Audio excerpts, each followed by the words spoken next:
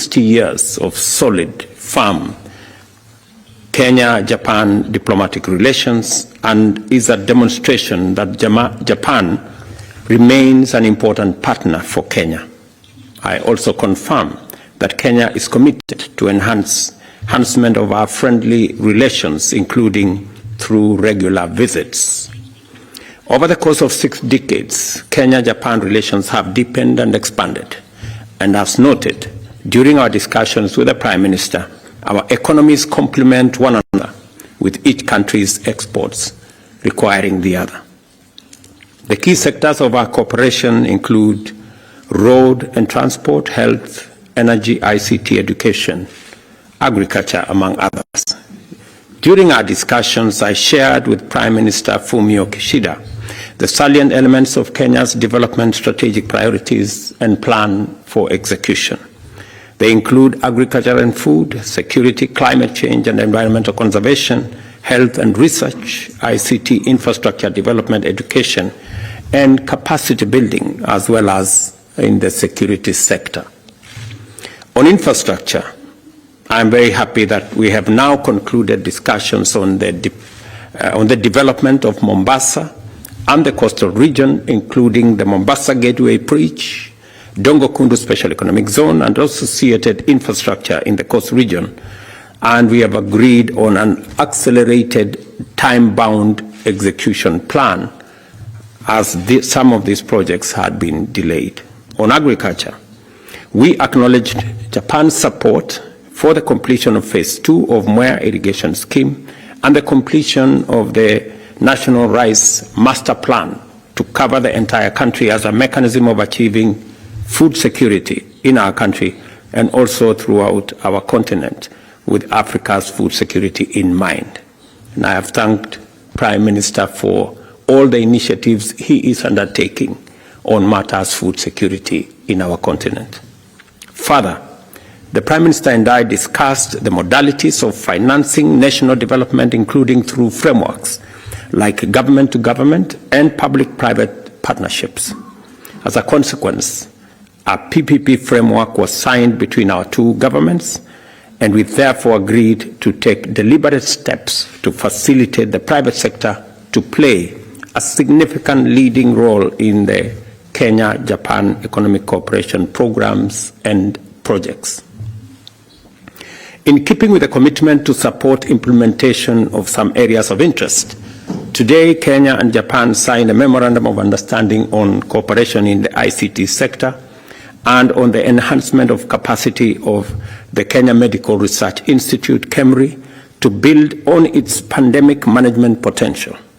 Additionally, we witnessed the signing of a memorandum of understanding to issue a samurai bond and also a letter of intent with respect to defense cooperation to strengthen our partnership in the field of defense and enable us to work together in promoting peace and stability in Africa and in all maritime trade routes, as was explained by my good brother, the Prime Minister.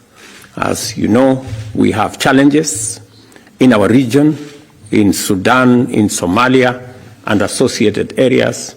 We also have the war in Europe, what is going on elsewhere, and the defense cooperation signed between our two governments will go a long way in enabling Kenya to work with Japan in securing our roots, in securing our countries, and in peace and stability in our region and globally.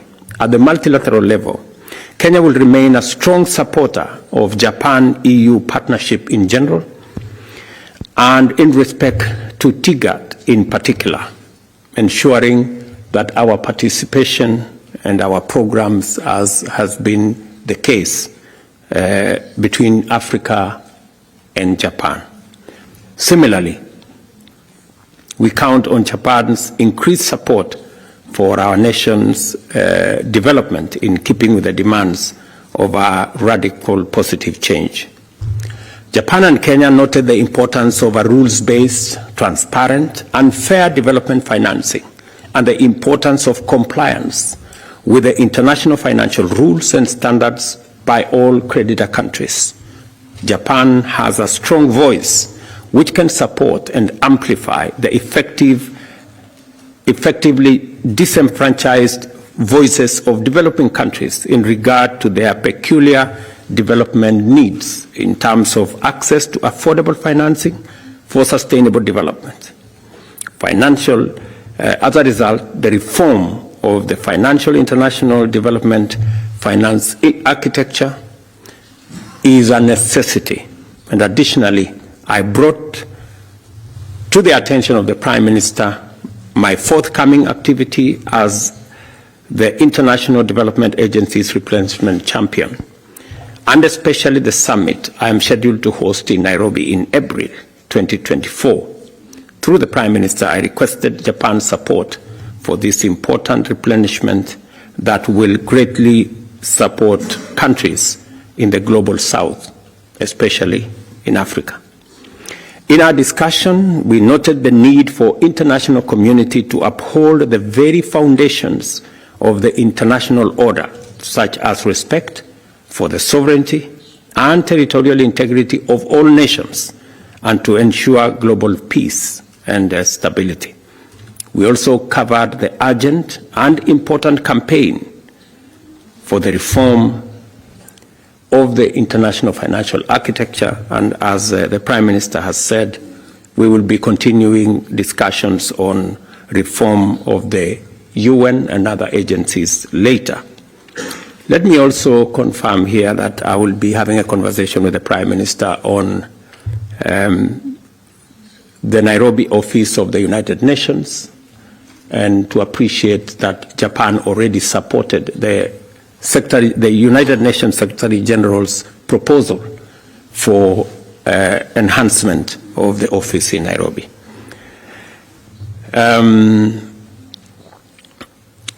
We will be having further conversations on the rest of the programs that are in the pipeline.